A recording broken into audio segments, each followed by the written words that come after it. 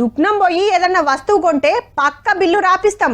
ఆన్లైన్లో ఎవరన్నా పైకం కొడితే వచ్చినాయా లేదని ఒకటికి 2 మాటలు చూసుకుంటాం.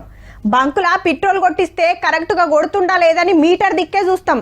అంగట్లా కూరగాయలు కొంటే మంచిగా జోక్తుండా లేదని పరీక్ష పడతాం.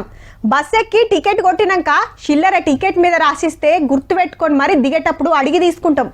గింత జాగ్రత్తగా ఉండేటోళ్ళు గంత అలకగా ఎట్లా బోల్తా పడుతున్నారో. వారెవ్వా ఉత్తుత్తి కాగితాలు చూపించి ఉత్తగానే 4 కోట్లు కొట్టేసింది పట్నంలో ఓ గ్యాంగు. హైదరాబాద్ శివారు గండిపేట దగ్గర 600 గజాల ల్యాండ్ కు దొంగ కాగితాలు పుట్టించి ఒకరికి అమ్మేసిండ్రు అల్కగా. అసలు ఓనరు మద్రాసులు ఉంటదట. గా ముచ్చట కనిపెట్టి ఓ 15 మంది కలిసి ప్లాన్ చేసిండ్రు. ఓనర్ ఉన్నారు వినీతా చౌదరి, ఆమె ఇక్కడ లేదు కెనడాలో ఉంది అని చెప్తూ కెనడా నుంచి ఒక జీపీఏ అక్కడి నుంచి వచ్చినట్లుగా కూడా ఒకటి కోటిలోనే రబ్బర్ స్టాంప్ తయారు చేస్తాని.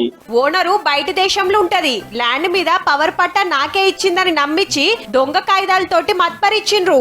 గమ్మతేందంటే కోటిల తయారు చేసిన ఫేక్ రబ్బర్ స్టాంప్లతోటి కాగితాలు పుట్టిస్తే రిజిస్టర్ ఆఫీస్ లా ఎంక్వైరీ చేయకుండానే ఒరిజినల్ అనే చెప్పిండ్రట. గట్ల మోసపోయిండ్రన్నట్టు. ముచ్చట ఎట్లా బయటపడ్డదో గాని మద్రాసులున్న ఓనర్ కు తెలిసి కంప్లైంట్ చేస్తే 7గురిని అరెస్ట్ చేసి 1,69,00,000 3 కార్లు పట్టేసిండ్రు. వెనక మరలా రిజిస్టర్ ఆఫీస్ లా ఎవరి చేతులన్న కలిసినాయా అని ఎంక్వైరీ నడుస్తుంది. సోప్ టాప్ గుండరని నడిమిట్లా బోకరిగాడి చెప్పిండని ఉత్తగానే నమ్మితే గిట్ల బోర్లేస్తారు. జర చూసుకొని కొనుర్రి.